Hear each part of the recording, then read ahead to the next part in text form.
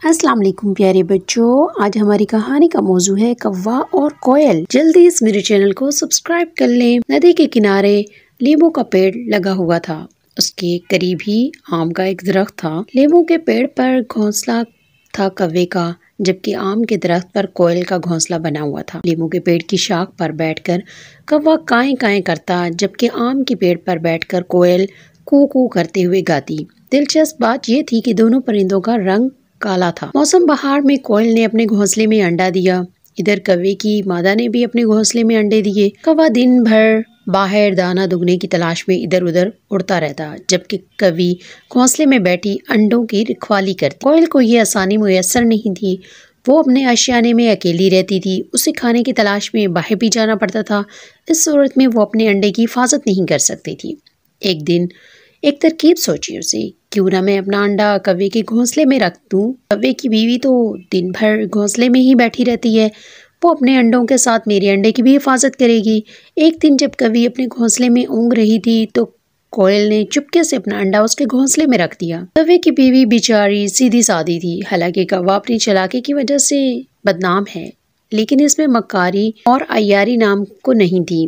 घोंसले में एक अंडा ज्यादा हो गया, उसे ये भी नहीं पता चला। वो अंडे सहती रही। कुछ ही दिनों बाद उनमें से बच्चे निकल आए। देखकर कौवा और उसकी कौवी बहुत खुश हुए। कौवी ने कौवे से कहा, काएं काएं काएं, कितने प्यारे बच्चे हैं, काले काले चमकदार। कौवा दिन भर मेहनत मुशक्कत करके दाना लाता। दोनों कौवा और कौवी अपनी चोंच से सारे बच्चों को खाना खिलाते, उनके साथ खेलते और इन्हें कहानियां सुनाते। कौवे ने बच्चों को चलना सिखाया। एक दिन उसने अपनी मादा से कहा कि चलो अब हम बच्चों को बोलना सिखाएं। नींबू के पेड़ पर कौवे ने अपना स्कूल खोला। स्कूल की घंटी बजी और पढ़ाई शुरू हो गई। कौवे ने बच्चों से कहा, बोलो काएं काएं काएं। सब बच्चों ने उसकी आवाज मिलाकर कहा, काएं काएं काएं। लेकिन एक बच्चे के मुंह से कू कू की आवाज निकली।